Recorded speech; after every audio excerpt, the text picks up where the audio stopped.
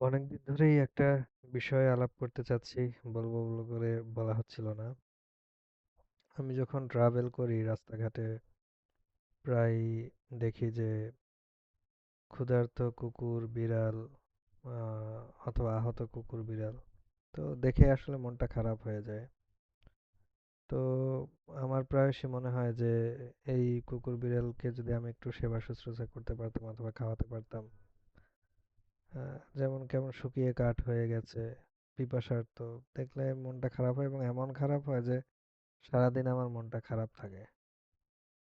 তো নিজের ক্যাপাসিটির মধ্যে যদি থাকে, সেরকম সিচুয়েশন যদি থাকে, আমি চেষ্টা করি যে ওদেরকে দোকান থেকে একটা বনরুটি বা এগুলো কিনে খাওয়াতে।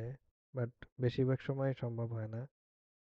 তো আমাদের আপনাদের কাছে এই ভিডিওর মাধ্যমে আমার আহ্বান থাকবে যে এইরকম পরিস্থিতি যদি আপনারা দেখেন যে রাস্তার পাশে পড়ে আছে ক্ষুধার্ত কুকুর অথবা বিড়াল, আপনারা একটু মানে ওদেরকে খেয়াল রাখতে পারেন আসলে। কে জানে, হয়তো এই উসিলে আল্লাহ আপনার গুনাহ খাতা মাফ করে দিবে অথবা বড় কোনো বিপদ থেকে উদ্ধার করে দিবে। এটাই বলার ছিল। সবাইকে ধন্যবাদ। ভালো থাকবেন।